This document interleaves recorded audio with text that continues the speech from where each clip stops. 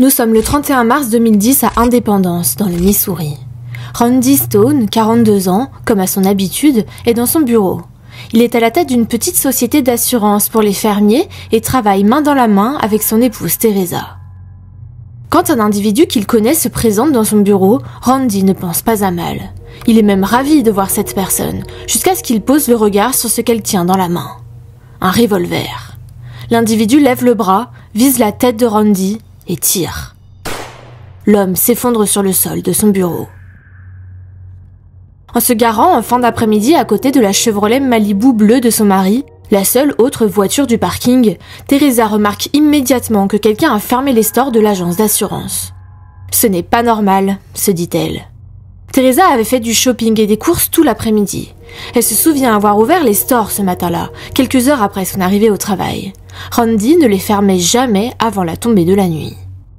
Une fois entrée dans l'agence, Teresa appelle son mari. Pas de réponse. Elle regarde dans un débarras et voit le désordre habituel, mais pas son époux. Arrivée dans son bureau, elle trouve son mari gisant, immobile sur le sol, près d'une photocopieuse. Le sang qui a coulé de son oreille gauche a commencé à sécher et sa tête repose dans une flaque humide d'éclats d'os et de cervelle. Des éclaboussures de sang parsèment les meubles et les murs. Choquée, elle appelle le 911 et les policiers arrivent sur place. Randy Stone est le genre d'homme au grand cœur et extraverti que tout le monde apprécie. Comment a-t-il pu être abattu de sang-froid comme ça ? Alors que sa famille et son église sont en deuil, l'enquête de la police va mettre au jour un nid de rats fait de mensonges, de trahisons et de complots, ainsi qu'un secret choquant gardé caché depuis une dizaine d'années.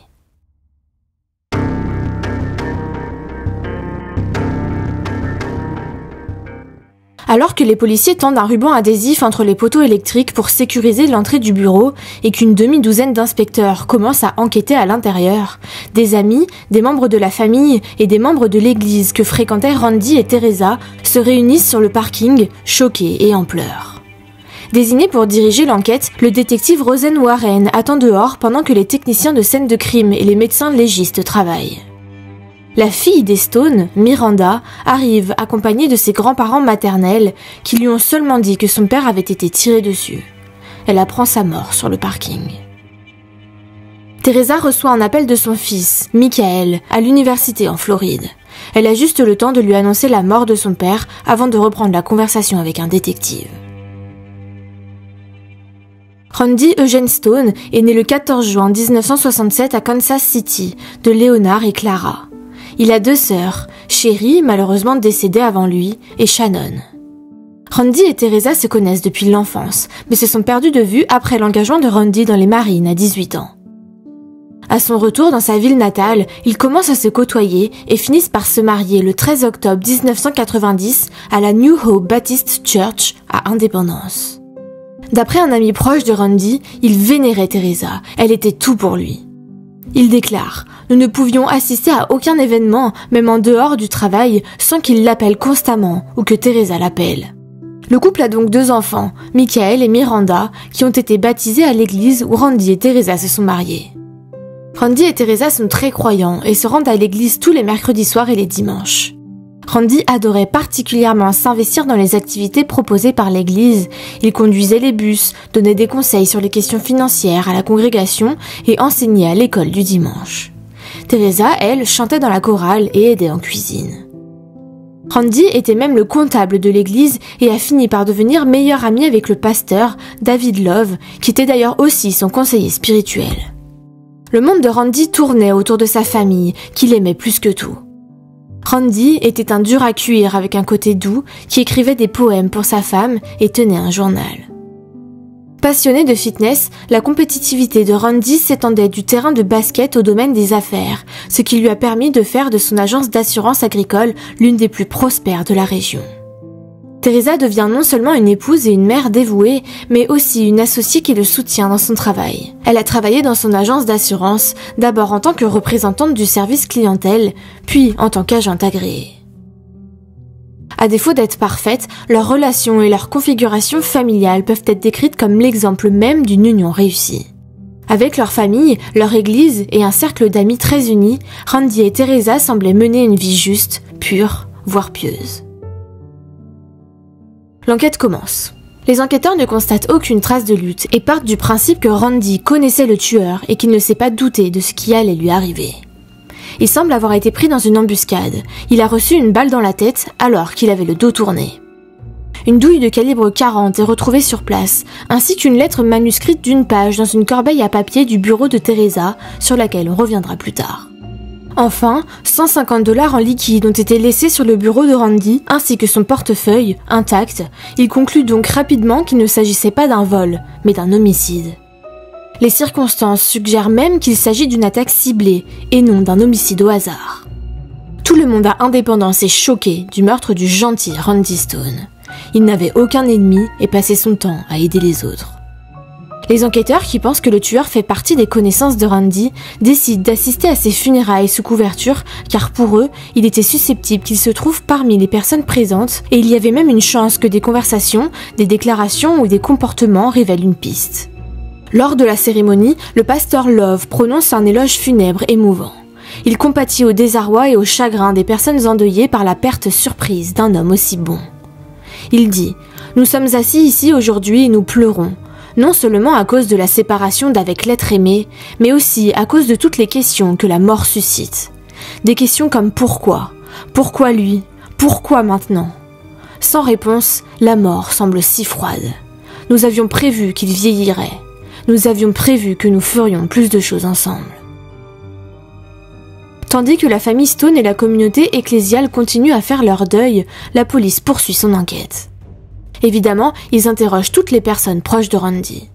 Lorsque Teresa Stone rencontre la police pour la première fois, son comportement est d'emblée perçu comme atypique.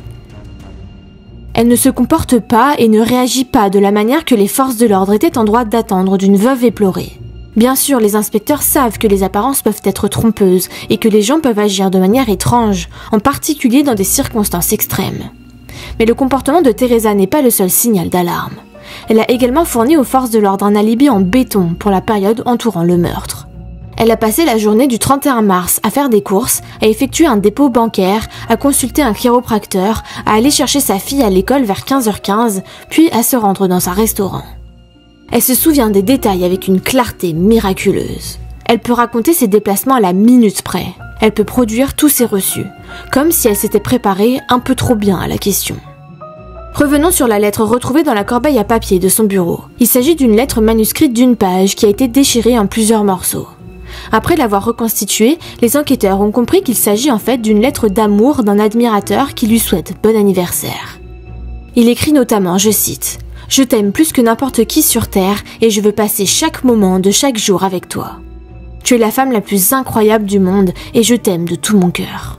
Je ne maîtrise pas encore les choses, mais lorsque nous serons pleinement ensemble, ton anniversaire sera toujours une journée merveilleuse. » La lettre n'est pas signée, mais les enquêteurs ont immédiatement su que Randy Stone n'en était pas l'auteur.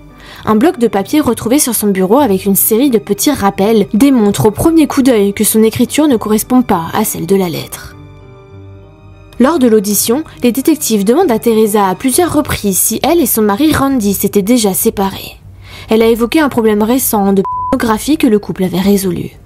Pour le reste, elle décrit ses presque 20 ans de mariage comme joyeux et sans nuages. Aucune preuve ne permet d'impliquer directement Teresa dans la mort de son mari. À ce stade, il n'y a qu'un comportement suspect, ce qui ne prouve rien. Ils en viennent alors à parler de la lettre. Teresa dit qu'il s'agit uniquement d'un admirateur secret qu'elle ne connaît pas. Elle déclare que le mot a été laissé sur la portière de sa voiture et qu'elle l'a retrouvé quelques jours auparavant. Les enquêteurs ne sont pas convaincus.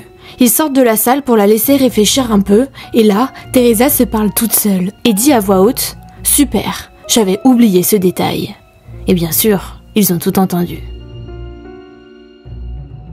Mais ce n'est pas tout. Robert Davis, un ami de Randy, est directeur de district de Farmers Insurance, la même filiale que dans laquelle travaille Randy, vient lui aussi au commissariat pour être auditionné. Et ce qu'il déclare ne joue pas du tout en faveur de Teresa, puisqu'il raconte qu'il est venu chez elle lui rendre visite la nuit de la mort de son mari pour lui faire part de ses condoléances. Il raconte avoir vu une Teresa Stone désemparée, accompagnée de ses parents, jusqu'à ce qu'elle lui demande d'aller discuter dehors sur le porche. D'après lui, elle a immédiatement retrouvé son calme et a commencé à poser des questions sur l'assurance vie. Randy avait souscrit 2 polices d'assurance vie pour un montant total d'environ 800 000 $. Cela serait-il le mobile du meurtre? Mais on sait que ce n'est pas Teresa le tueur. Alors qui? Les forces de l'ordre découvrent par la suite qu'en 2005, Randy avait modifié les informations relatives aux bénéficiaires des 2 assurances-vie en remplaçant sa femme par ses 2 enfants. Et ils découvrent également que Teresa n'était pas au courant de ce changement. C'est Robert Davis qui a jeté un œil aux assurances de Randy et quand il a appelé Teresa pour lui annoncer la nouvelle, sa réaction, dit-il, a été de choc et d'incrédulité. L'enquête continue et les langues se délient. En parlant avec d'autres amis des Stone, les enquêteurs ont rapidement vent d'une curieuse rumeur circulant dans les adeptes de l'église baptiste de New Hope, selon laquelle Teresa Stone et le pasteur Love avaient une liaison. Une liaison qui dure depuis 10 ans. Un autre ami des Stone vient partager ses soupçons aux enquêteurs. Un pasteur de Virginie, David Trump, raconte à la police qu'il y a quelques jours, Teresa Stone, une amie éloignée dont il n'avait plus de nouvelles depuis un moment, l'a appelée pour lui annoncer que son mari, Randy, avait été abattu la veille. Elle lui a ensuite fait un bref compte-rendu de ses activités de la journée et a raccroché au bout d'une dizaine de minutes. Le monde est petit puisque David Trump connaît également David Love et sa femme, même s'il ne leur avait pas parlé depuis des années. Trump a donc immédiatement appelé David Love pour confirmer qu'il ne s'agissait pas d'une cruelle blague du 1er avril, puisque c'était le 1er avril. Il a demandé à David Love comment il allait, étant donné que quelqu'un avait abattu un membre éminent de son église l'après-midi précédent. Le pasteur Love a répondu avec une citation joyeuse tirée d'une hymne du 19e siècle qui célébrait le fait d'être parfaitement en paix avec Dieu. Comme une rivière glorieuse, dit-il avec une joyeuse assurance dans la voix, avant de changer de sujet pour parler du tournoi de basketball de la NCAA. Mais Trump détourne rapidement le sujet et en revient à Randy Stone.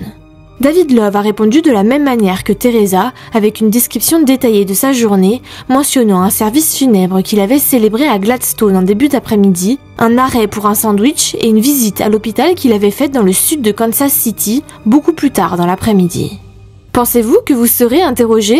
a demandé Trump. « Je pourrais l'être, et si c'est le cas, j'ai un tas de saleté sur Randy Stone », a répondu Love. Après avoir raccroché, Trump a repensé à une discussion intérieure qui le troublait désormais à plusieurs niveaux. En 2002, lors de la visite des Stone à Trump en Virginie occidentale, Randy lui avait confié avoir trouvé une lettre de Teresa pleine de fantasmes sexuels et adressée à un certain David. Randy avait raconté avoir confronté Teresa, qui avait répondu avoir lu que mettre en scène une lettre de liaison pourrait améliorer leur relation sexuelle. Maintenant, Randy était mort. Et en quelques heures, Teresa Stone et David Love avaient chacun partagé leur alibi complet pour le jour où Randy avait été tué. C'est pour cela que Trump, mal à l'aise, a décidé de contacter la police du Missouri. Il est alors absolument nécessaire pour les enquêteurs de rencontrer ce fameux pasteur David Love. La police l'invite à se rendre au poste pour discuter. Le pasteur accepte, mais en fait, il n'est pas vraiment ouvert à une discussion prolongée. David Love demande rapidement un avocat et l'entretien se termine sans que les enquêteurs aient réellement appris quelque chose de nouveau ou d'intéressant. Mais qui est réellement cet homme ? Grâce aux nombreuses activités religieuses des Stone, le couple s'est rapproché du nouveau pasteur, David Love, qui a pris ses fonctions en 1999, à l'âge relativement jeune de 38 ans. David a été élevé dans le Midwest par des parents missionnaires. Ils ont perfectionné ses talents de prêcheur en l'inscrivant dans un collège et un lycée baptiste et en le laissant travailler comme pasteur de la jeunesse. David est ensuite devenu pasteur dans plusieurs églises, et ce n'est donc pas une surprise qu'il ait connu un grand succès parmi les membres de la New Hope Baptist Church. Son plus grand atout était d'être un orateur articulé, doux et charismatique qu'il utilisait à son plein avantage en tant que pasteur adhérent au style du sermon expositoire. David est marié depuis le 26 juin 1982 à Kimberly Turner, qu'il appelle affectueusement Kim. Ils se sont rencontrés à l'université et auront 3 enfants ensemble. La bavarde Kim, dotée d'un luxuriant accent du Sud, savoure son rôle d'épouse de pasteur et de secrétaire de l'église baptiste. Kim fait preuve d'une foi chrétienne farouche et d'une nature sincère et indulgente, à tel point que les autres la trouvent parfois fausse.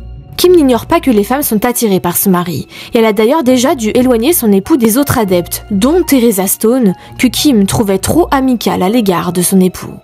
En fait, Kim révélera plus tard que peu de temps après qu'elle et David eurent rejoint l'église, elle s'était méfiée de Teresa lorsqu'elle avait posé sa tête sur l'épaule de David pendant qu'elle lui parlait.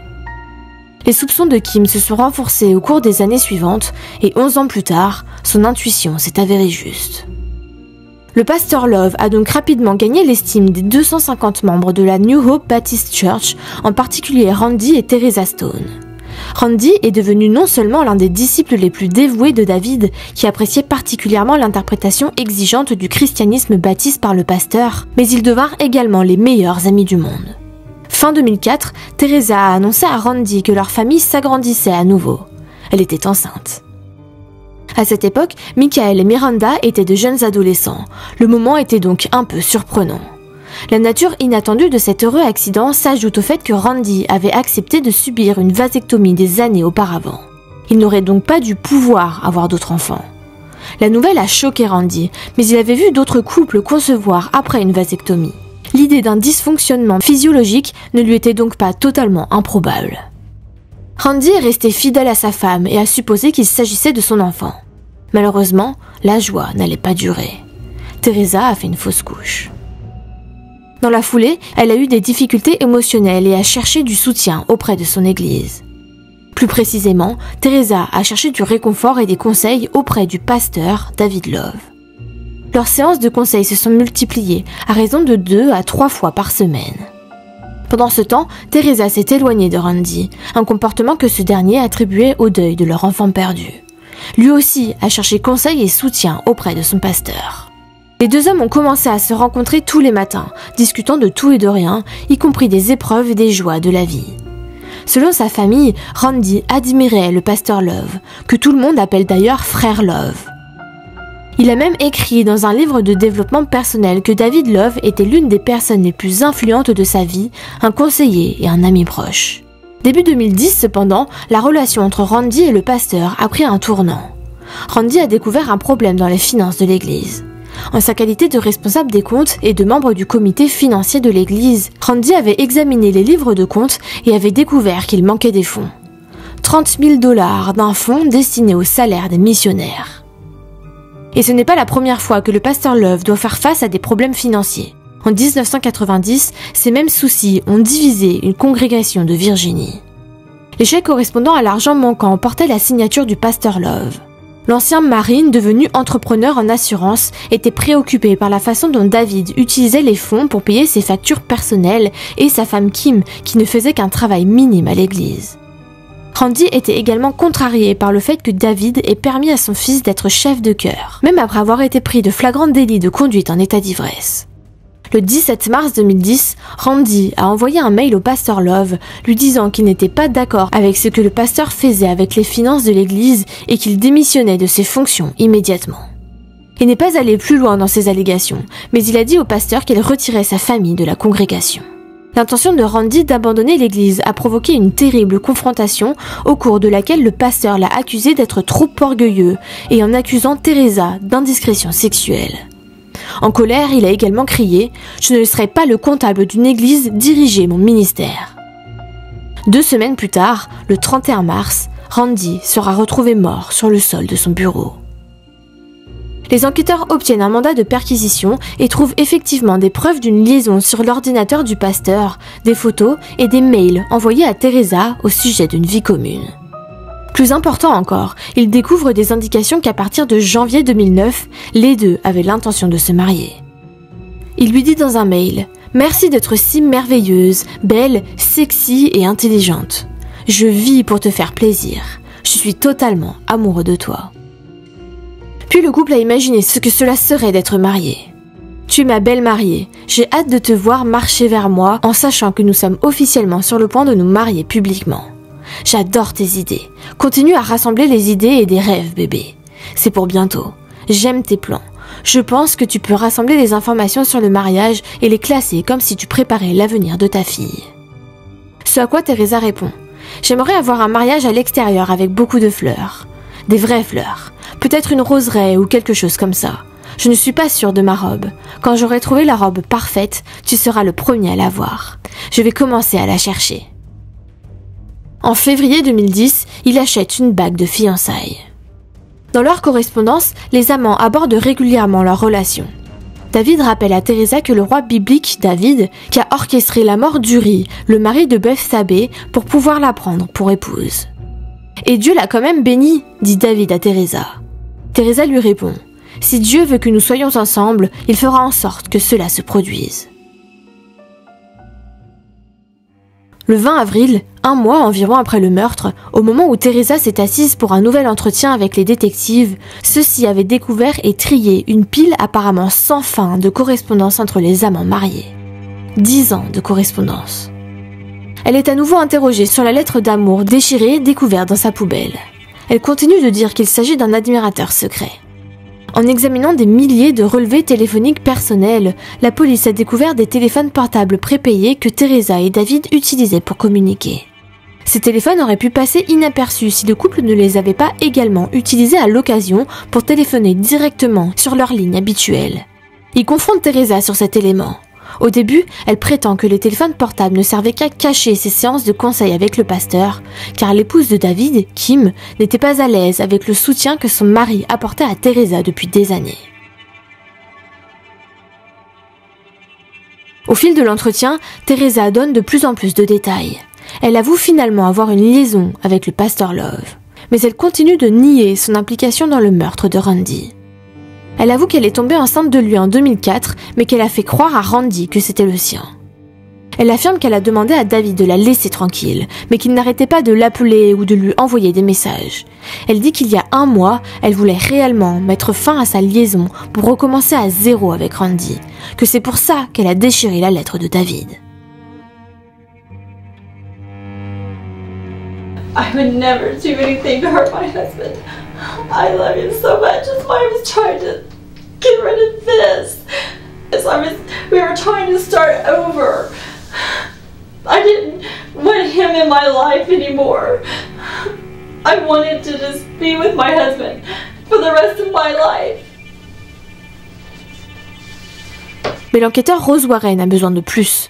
Il pense que Teresa n'est que l'instigatrice du meurtre et il a besoin de ses aveux pour formellement inculper David Love. Alors il pousse Teresa dans ses derniers retranchements. Rose Warren lui fait alors part de 2 importantes découvertes. Il lui dit qu'ils savent que David lui a envoyé un SMS lui disant « Urgent, ne te rends pas au bureau toute seule » et lui parle également de l'étrange divergence entre les 2 premiers appels qu'elle a passés après avoir découvert le corps de Randy. Ce jour-là, Teresa a trouvé le corps inanimé de son mari dans une mare de sang. Mais curieusement, son premier appel n'a pas été destiné aux urgences, mais à ses parents. Elle leur dit que Randy avait été tiré dessus. Puis, elle appelle le 911, et encore plus curieusement, elle leur dit qu'elle ne savait pas ce que Randy avait, mais qu'elle voyait du sang qui lui coulait d'une oreille.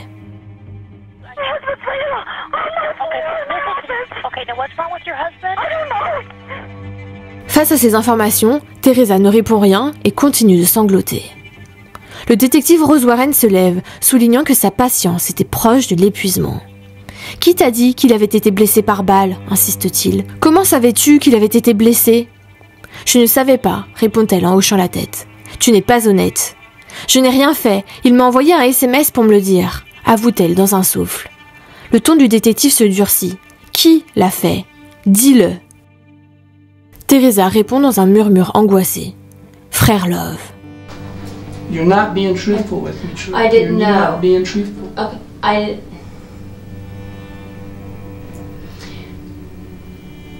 Okay, he sent me a text and told me.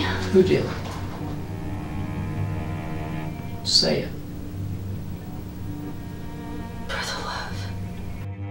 Elle accuse donc finalement David Love d'être l'homme qui a tiré sur son mari, une accusation qu'elle avait par ailleurs déjà faite à ses amis et à sa famille. Elle dit à la police qu'il est venu chez elle plus tard dans la nuit suivant le meurtre pour le lui dire. D'après la douille retrouvée à l'agence d'assurance, les enquêteurs soupçonnent Randy d'avoir été tué avec sa propre arme. Mais comment le pasteur Love s'est-il procuré cette arme ? Teresa exprime sa perplexité, tout en supposant que Love avait peut-être mémorisé la combinaison du coffre-fort de Randy lorsque son mari lui montrait sa collection d'armes à feu.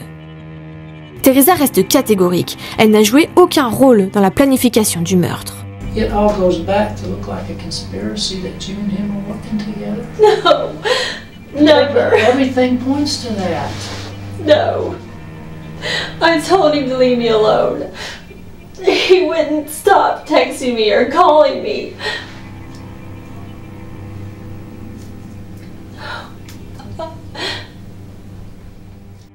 Elle semble prête à reconnaître son propre comportement répréhensible, mais rien qui puisse l'exposer à une responsabilité pénale. Et à ce stade, elle n'a plus peur de rejeter la faute sur son amant. Le détective Rose Warren a besoin d'une pause. Ça fait 5 heures que Teresa est interrogée.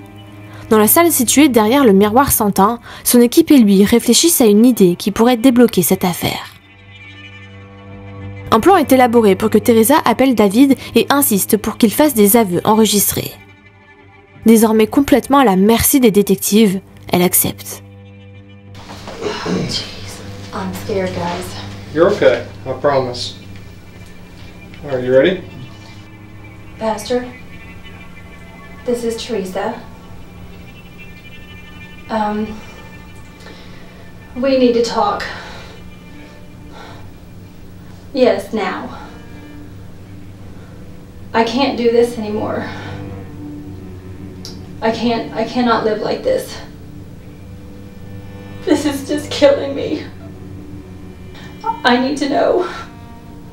I need to know everything.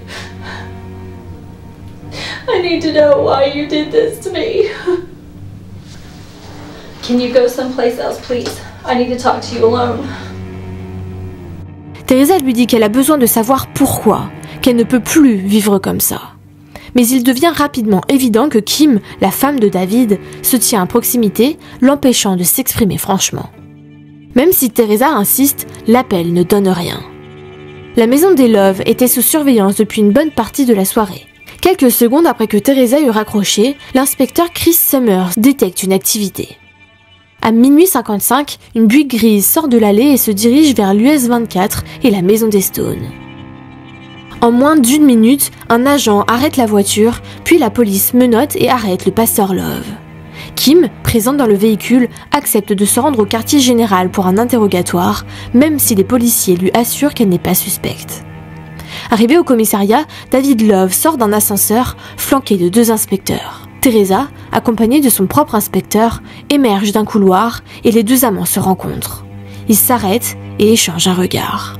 « Je leur ai tout dit », déclare Teresa bouleversée. David reste stoïque et silencieux pendant 20 secondes. « Ne t'inquiète pas, dit-il, je m'occupe de tout. » La police fouille le révérend et le place dans une salle d'interrogatoire vide. Seul avec ses pensées, il remet ses chaussures, ajuste ses chaussettes, se recoiffe et lisse soigneusement le pan de sa chemise. Et il attend. Environ 10 minutes plus tard, le détective Rose Warren entre dans la salle. Avant de poser des questions, il a besoin que David accepte d'être interrogé sans avocat. Mais David décline, disant doucement à Rose Warren « J'ai absolument besoin d'être représenté car je suis pasteur. Je ne connais pas la loi. » Avant de partir en cellule, le détective lui dit « Nous allons porter le dossier au tribunal demain et demander un mandat d'arrêt pour meurtre. » Juste au bout du couloir, d'autres détectives discutent avec Kim. Profondément méfiante envers son mari, elle accepte de partager les détails de sa propre enquête qu'elle mène depuis des années sur l'étrange relation de David et Teresa.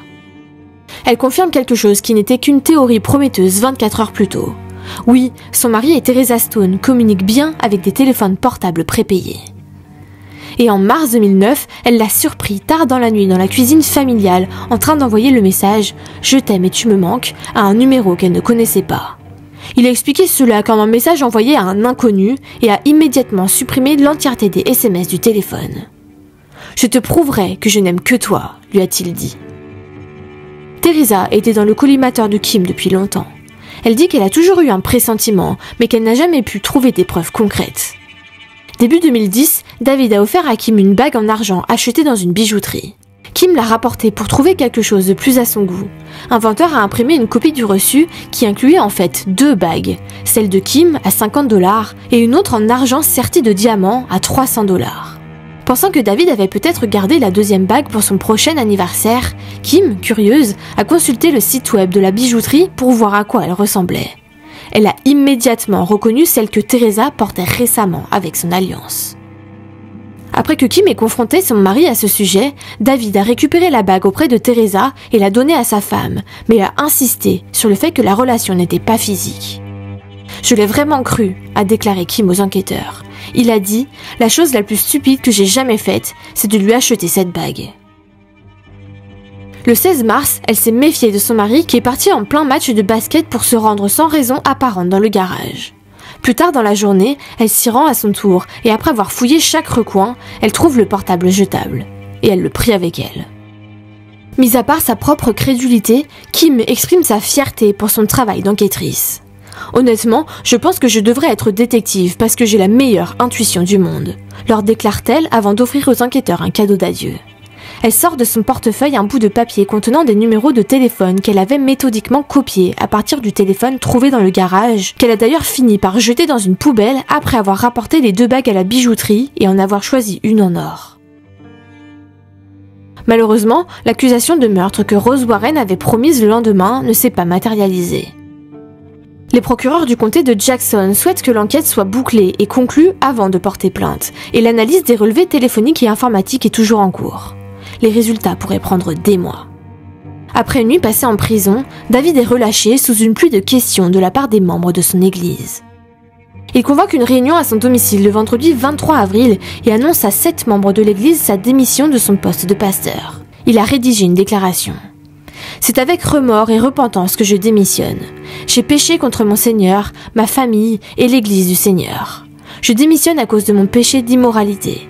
J'ai demandé pardon à Dieu d'avoir péché et d'avoir trompé ma famille et chacun de vous. » Le dimanche suivant, Rose Warren et une escouade de détectives et d'officiers se présentent au domicile de David Love pour exécuter un mandat de perquisition. La police rassemble la famille dans un coin pour l'éloigner pendant que les agents prennent des photos et recueillent des preuves. David Love, pas perturbé, s'installe au piano et la famille se met à chanter. Mais l'attention des médias et de la police pèse visiblement plus lourd que ce qu'il veut bien l'admettre, car après le départ des détectives, David Love s'enfuit de la ville avec son frère. David n'a pas voulu dire à Kim où il allait, mais il lui a dit de contacter ses frères si elle avait besoin de le joindre. Il emporte avec lui son acte de naissance et son passeport. L'enquête continue. Souvenez-vous, la police a pour théorie que Randy a été tué avec sa propre arme. Alors ils ont récupéré 5 vieilles douilles tirées par l'arme de Randy dans un champ de tir sur la propriété rurale des parents de Teresa et les ont envoyées au laboratoire avec celles retrouvées sur la scène de crime. Des semaines plus tard, le laboratoire criminel établit de manière concluante que Randy a bien été tué avec son propre Glock de calibre 40, renforçant ainsi leur théorie. Mais l'arme reste toujours introuvable. Les analyses informatiques menées à l'été 2010 permettent à Rose Warren d'en savoir plus sur le mobile du crime. Souvenez-vous, Randy était contrarié que les responsables de l'église n'aient pas été informés que le fils de David, directeur de la chorale de l'église, avait été accusé de conduite en état d'ivresse. Ce point était particulièrement sensible, David le savait, car dans une congrégation conservatrice, même les démêlés judiciaires du fils pouvaient entraîner la révocation du pasteur. Puis Randy a décidé de quitter l'église, voire la ville, comme il l'a dit à plusieurs de ses amis. Cela allait donc séparer les amants. En fin de compte, Randy savait ou soupçonnait suffisamment de choses pour compromettre l'avenir de David Love. Entre les magouilles financières et sa relation extra-conjugale avec sa femme, un renvoi de l'église était tout à fait possible, ce qui anéantirait l'avenir du pasteur. Qu'il s'en soit rendu compte ou non, Randy Stone était devenu la plus grande menace pour le bonheur et les moyens de subsistance de David Love. En novembre 2010, la famille Love vit désormais en Caroline du Sud et le pasteur David est devenu chauffeur routier. Il est arrêté, transféré dans le Missouri et placé en détention pour meurtre au premier degré. 8 mois après le meurtre de son mari, Teresa Stone entre dans un petit bureau au premier étage de l'annexe du palais de justice d'Indépendance, enfin prête à révéler ses derniers secrets. Elle n'a pas encore expliqué comment son ancien amant avait obtenu l'arme de son mari qui avait tiré le coup fatal. Et elle n'a toujours pas dit honnêtement si elle avait encouragé David à commettre le meurtre ou si elle avait aidé à le planifier. Mais espérant désespérément éviter une longue peine de prison et pensant que la coopération l'aiderait, elle s'est assise avec les procureurs. Accompagnée d'un avocat, Teresa annonce qu'elle était prête, sans condition ni promesse, à répondre aux questions sous serment. La procureure adjointe Tammy Dickinson va droit au but. Comment alliez-vous vous marier tous les deux alors que vous étiez déjà mariés ? Nous avions discuté de la manière dont nous pouvions nous débarrasser de nos conjoints. David avait prévu de tuer sa femme, Kim, en lui brisant la nuque, en la mettant dans sa voiture et en la faisant rouler en bas d'une colline, répond Teresa. Comment allait-il avoir accès aux armes de Randy ? Je lui ai donné le code du coffre-fort à armes, le code de notre porte de garage et celui de notre alarme. David m'a dit qu'il pouvait se débarrasser de Randy d'une seule balle dans la tête et qu'il utiliserait l'une des armes de Randy, répond-elle. Teresa admet finalement qu'elle a contribué à faire de Love un tueur. Je lui ai envoyé un SMS disant « Je veux sa mort ». Je lui ai dit que je voulais juste qu'il sorte de ma vie. Teresa déclare ensuite au procureur que David lui a dit de se débarrasser du téléphone portable jetable qu'elle a cassé et jeté dans les toilettes du commissariat. Alors que les laboratoires de criminologie et d'informatique terminent leurs analyses, le bureau du procureur se remplit peu à peu de rapports médico-légaux, d'analyses de disques durs d'ordinateurs et d'enregistrements de téléphones portables qui ont été comparés à des données montrant où chaque téléphone avait établi un contact avec une tour cellulaire le jour de la mort de Randy Stone. Une analyse de la tour de téléphonie mobile a montré que le téléphone de David se trouvait très proche du bureau d'assurance de Randy Stone à l'heure approximative où les enquêteurs pensaient qu'il était décédé. Du côté de la défense de David Love, la stratégie commence à prendre forme. Présenter des excuses aux jurés pour la conduite méprisable de David envers Teresa. Encourager les jurés à au moins considérer que Teresa aurait pu appuyer sur la gâchette. Puis mettre à mal la crédibilité de Teresa lors du contre-interrogatoire en exposant les mensonges qu'elle avait dits lors de ses différentes déclarations à la police. Le 27 mai 2011, le parquet inculpe Teresa Stone pour complot présumé avec David Love dans le meurtre. Malgré cela, le témoignage de Teresa pourrait porter un préjudice grave à David. Les jurés devaient considérer Teresa comme l'instigatrice de cette relation adultère, en concurrence acharnée avec Kim, l'épouse de David. Mais finalement, David Love accepte un plaidoyer de culpabilité pour meurtre au second degré afin d'obtenir une peine de prison à vie avec possibilité de libération conditionnelle. Son audience s'ouvre le 9 novembre 2011. Vêtu d'un costume au lieu d'une tenue de prison, David répond aux questions de son avocate. Le 31 mars 2010, dans le comté de Jackson, avez-vous sciemment causé la mort de Randy Stone en lui tirant dessus ? Oui, répond-il.